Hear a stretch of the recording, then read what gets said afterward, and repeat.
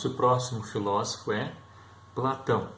Platão foi discípulo de Sócrates, né? Ele buscou estudar o conhecimento. Enquanto Sócrates estava preocupado nas verdades, em questionar aquela metodologia indutiva, dialoga, né?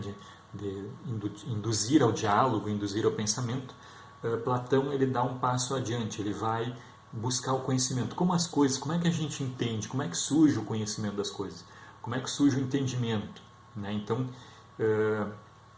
ele escreve um livro chamado A República, que trata dos temas como justiça, política, né? Vamos entender o seguinte, só a temática justiça. O que é justiça? Às vezes a gente escuta alguém falar assim, aquilo foi injusto, tá, mas o que seria justiça? Então, é um conceito. E ele pergunta, como é que surgem os conceitos? Como é que surgem as ideias dos pensamentos? Tá? E ele escreve um texto, dentro desse texto da República, ele coloca o mito da caverna ou a alegoria da caverna, que é muito conhecido, né? Nós vamos dar uma olhadinha nela depois. Tá? Nesse texto, em todas as obras, a obra, né, que Platão coloca, ele coloca o mundo dividido em duas, né? Dois mundos, na verdade. Né? Ele diz que existe um mundo, isso a gente chama de dualismo platônico. Para ele existe o mundo sensível e o mundo inteligível, o mundo dos sentidos e o mundo das ideias. Para ele existe os sentidos e a alma, o corpo e a alma, certo?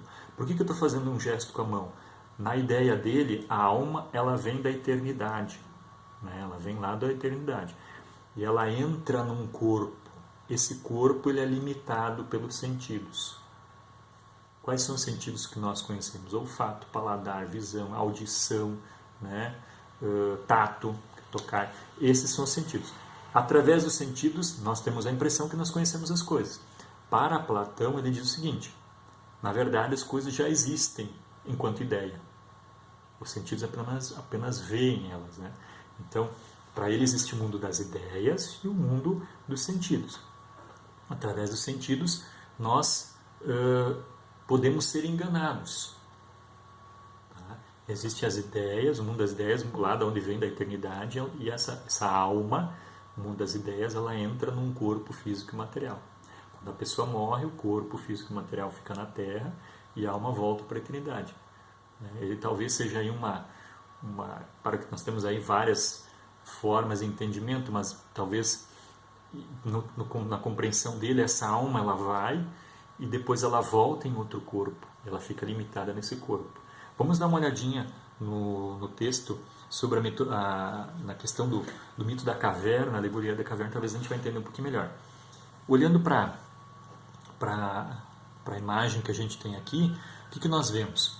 Eu vou tentar traduzir um pouquinho aqui o mito da caverna. Nós vemos aqui um grupo de homens, de pessoas amarradas, acorrentadas, presas dentro de uma caverna, no fundo de uma caverna. À frente deles existe uma parede na qual são projetadas sombras. E imaginemos que eles ficam a vida inteira ali presos, desde o seu nascimento, acorrentados para a frente em direção à parede. Atrás deles tem uma muralha e nessa muralha, atrás dessa muralha, existem pessoas carregando objetos e fazendo sons, conversando. Atrás dessas pessoas existe uma fogueira e depois, mais adiante, a saída da caverna, a porta da caverna. Então essa é a imagem que nós podemos ter. Imaginemos que uma dessas pessoas, um desses homens, ele se solta das suas correntes e ele, no início, claro, ele tem dificuldade, é importante a gente imaginar isso, ele está com dor, ele não é acostumado a se movimentar, a levantar, e ele resolve ir em direção à muralha, ele encontra a muralha, ele tenta passar com suas limitações físicas, porque ele nunca usou o corpo para se movimentar muito. Mas ele consegue, sim, com muito esforço, atravessar a muralha. Ele chega do outro lado e ele se depara com aquelas pessoas carregando objetos. Ele fica confuso. Esses objetos e aquelas sombras, mas essa ali a representação está lá, as sombras são a representação dos objetos que essas pessoas carregam. Os sons que eu escutava não são os sons daquelas sombras, porque eu acho os sons que eu estou escutando são dessas pessoas, então ele fica confuso. Aos poucos ele começa a entender que ele enxergava sombras, não o real. O real estava ali em cima da cabeça daquelas pessoas, em cima das mãos daquelas pessoas. Ele vai em direção ao fogo. Lembrando que ele está numa caverna escura, quando ele vai na direção do fogo e olha para ele, ele sente dor nos olhos, uma ardência, uma dificuldade. Mas ele insiste, ele é persistente, ele vai, ele atravessa, passa por aquele fogo, vai em direção à porta da caverna, à entrada da caverna. Ele sai pela caverna. E aí eu faço uma alusão e gosto de usar essa imagem.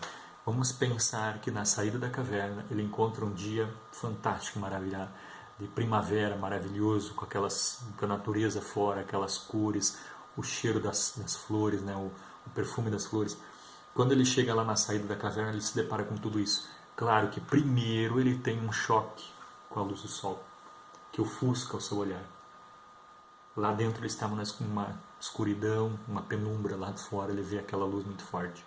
Ele demora a abrir os olhos, ele insiste, mas no final ele consegue apreciar aquela beleza toda, está fora da caverna. Depois de algum tempo apreciando tudo o que ele vê, aquela beleza, aquele cheiro, aquele ar, né? Ele lembra dos colegas que estão lá, dos outros que estão presos na caverna e resolve voltar. Tá? Quando ele resolve voltar, ele precisa novamente se adaptar ao ambiente escuro, tem dificuldade, mas ele vai adiante, passa pelo fogo, atravessa as muralhas, chega do outro lado junto com aqueles que estavam presos com ele, e aí ele começa a contar de tudo que ele viu. O que os outros vão falar, como eles vão reagir. Para a surpresa dele, eles acham que ele está maluco, eles acham que ele está louco, eles acham que ele está embriagado, e ele insiste contando como é, que não, aquelas sombras, elas são só uma imagem muito limitada, todo o resto atrás da muralha é muito diferente. E ele insiste, insiste. Platão termina o texto dizendo assim: se ele continuar insistindo, eles o matarão. O que diz essa imagem, né? Poderíamos dizer que Platão estava escrevendo sobre Sócrates. Como nós vimos, Sócrates foi morto porque ele queria fazer as pessoas enxergar além. Pode ser. No entanto, vamos tentar ver um pouquinho da explicação a partir da imagem que nós temos seguinte. Olha só, para Platão, ou para a interpretação que nós podemos fazer, a caverna, o fundo da caverna, é a área da ignorância. Nós vemos só as sombras. Aquilo que os outros projetam. Porque o que os outros projetam são o conhecimento imposto pelas outras pessoas. As ideias impostas. Então, viver na ignorância, certo? É olhar para as sombras. O que os outros me dizem, não é o que eu vejo de fato. Eu estou só olhando para o que os outros me dizem. O fogo é a área do conhecimento, porque é através do fogo que aquelas imagens são projetadas. Se não houvesse o fogo, não haveria aquela projeção. Então, o conhecimento, as pessoas usam do conhecimento para projetar para outras aquilo que elas querem que as outras vejam. Né? E, por final, lá na saída, lá fora, é o conhecimento de fato, é a liberdade, é se libertar da ignorância. Para Platão, esse cara preso é um ser normal. Esse que se soltou, ele é um filósofo. Ele não se contenta, ele se solta das correntes. Ele vai em busca da sabedoria, ele atravessa, ele tem dificuldade? Sim, ele sente dor nos olhos, ele sente dor no corpo, quer dizer, querer saber mais dói, conhecer as coisas dói, saber a verdade dói. Viver na ignorância às vezes é muito mais confortável, né? Viver na ignorância. E para Platão, esse cara que sai é o filósofo. E quando ele volta para falar para os outros, nem todo mundo aceita. Muitas vezes as pessoas preferem ficar na ignorância porque é mais confortável. Aquilo ali não exige nada deles. Olhar para a fogueira exige. Sair exige. Sair da ignorância. Então, essa representação de Platão é interessante. Então, nós olhamos de uma forma. Nós podemos olhar, voltando um pouquinho para cá, para a nossa realidade, podemos dizer o que seria a caverna hoje. Alguém me diria, olha, a caverna pode ser o meio de comunicação. Por que o meio de comunicação?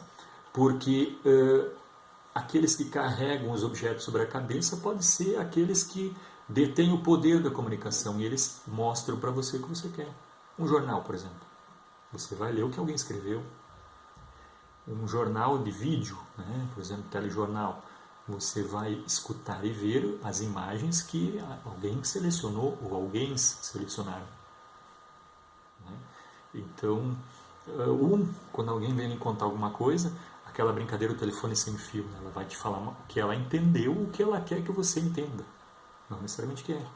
Então, se nós olhamos desse ponto de vista, quais são as cavernas que existem hoje? Nós temos uma atividade que vai estar para vocês no material. A moda pode ser uma caverna, né? A caverna da estética, que é uma caverna contemporânea. Nós vemos ali, por exemplo, uma profissão chamada modelo. A menina vai ser modelo. O que é modelo? É um padrão de beleza. Aquele padrão deve ser seguido. Aquilo ali é o ideal de beleza. E se a gente for ver mesmo, pesquisar, muitas daquelas imagens que estão no outdoor, estão lá na propaganda de TV, estão lá na fachada da loja, elas foram adulteradas por programas de computador, alterações, né, que a gente chama de Photoshop, por exemplo, que é um tipo de programa. E às vezes as pessoas tentam ser igual àquela imagem que está ali, só que aquela imagem é adulterada. Ela é uma sombra. A pessoa que fez aquela foto, que foi usada como modelo de foto, ela foi adulterada. Aquele ideal não existe. O material que ela está para vocês lá, vocês podem olhar, vai falar um pouquinho disso, né? Então, quais são as cavernas que nós temos hoje? A caverna, quem sabe, da comunicação, a caverna do meio, a caverna das conversas. Tem pessoas que outro dia eu estava dando uma aula, o aluno falou para mim assim, tem gente que prefere ficar na caverna. De fato, hoje a gente tem tanta fake news, né? Na verdade, eu associo fake news com o F de fake, notícia falsa, né? Falso, fake. Eu associo fake com F de fofoca. Fake news sempre existiu, só que ela não teve esse alcance que ela tem hoje. Quantos lá, anos atrás, nós escutamos, um conta para o outro e fala e aumenta, né? Aumenta um ponto. Né? O fake sempre existiu, o falso sempre existiu. O que nós temos hoje é uma maior capacidade de espalhar uma notícia falsa. E eu gosto de contar sempre uma historinha. Um amigo meu, tempo atrás, me mandou, né, a gente tem a rede social, as pessoas postam coisas que elas acham interessantes para que outros leiam. E esse meu amigo, ele postou uma notícia, como se ela fosse assim, uma notícia bombástica, assim, nova. E eu sou professor de filosofia, eu sou socrático, eu desconfio. E aí eu cliquei em cima da notícia, da manchete. Quando eu cliquei na manchete, ela abriu a página da notícia. Para minha surpresa, essa notícia tinha mais de 2 anos. Então ela não era atual, ela era antiga. E no primeiro momento eu disse, não é possível, por que está publicando uma notícia antiga? Né? Eu escrevi para ele, né? Em separado, né? Escrevi para ele e ele, minutos depois, respondeu, muito obrigado porque você mandou, eu não tinha visto a notícia. Eu não sei o que foi pior, ele ter publicado sem ler ou ele me dizer que ele não leu. Então, transmitir uma informação sem saber. Então é um exemplo que a gente tem. Assim a gente teria muitos, né? Mas voltando ali um pouquinho, um aluno um dia disse para mim assim, tem pessoas que preferem ficar na caverna. De fato, agora a gente está nas redes sociais, tem pessoas que elas descobrem, né? Muitas vezes coisas que elas achavam que era de um jeito e acaba sendo diferente, e elas mesmas criam uma explicação para aquilo que elas descobriram. Elas mesmas se enganam novamente para continuar acreditando numa coisa que elas achavam que era do jeito e era do outro. Então é bem interessante isso, é uma realidade bastante, dá para explorar muito essa questão de Platão e o mito da caverna, né? Que tem uma outra representação gráfica que a gente pode usar também, né? Deixa eu só voltar um pouquinho. Lembra que eu falava lá atrás, mito da caverna, né? E o Platão, ele tinha a ideia de mundo sensível e mundo inteligível, certo? Mundo sensível, mundo inteligível. Inteligível é fora da caverna, sensível na caverna. Para ele, nossos olhos, eles são enganados. Tudo que nós vemos é sombra do real. Sombra de uma coisa que é real. O que é o real? O real é a ideia. Tá? Para ele, o que nós vemos e sentimos são sombras. Se eu falasse, vamos dar um exemplo, se eu falar que cadeira, na sua cabeça vai vir uma imagem de cadeira. Na cabeça de um outro colega que está assistindo essa aula, vai assistir daqui a pouco, vai vir uma outra imagem. Mas as duas são cadeiras, porque existe uma ideia de cadeira. Cavalo. você vai ter uma imagem de cavalo, pode ser branco, pode ser, sei lá, marrom, né? Uma imagem de cavalo. Lá atrás existe uma ideia de cavalo, a ideia de alguma coisa. Segundo ele, as ideias pré-existem, e o que nós vemos é uma sombra do real, não é real. Uma forma de provar que os nossos sentidos nos enganam é quando nós vamos para a praia, e se formos para a praia e olharmos para o horizonte, né? No nosso caso aqui em direção leste, onde nasce o sol, nós olhamos para o horizonte e vemos um navio viajando justamente na posição, né, em direção ao horizonte. Se nós seguirmos os nossos olhos, nós vamos ver que ele vai afundando no mar. Mas alguém diz, não, ele não está afundando, ele está se distanciando.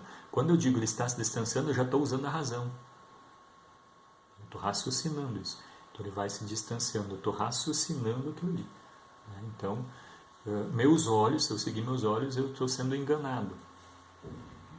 Outro exemplo interessante é que Platão diz o seguinte, os sentidos podem ser vontades, gostos, desejos, paixões, e paixões no sentido de gostos, né? Eu gosto de uma pessoa.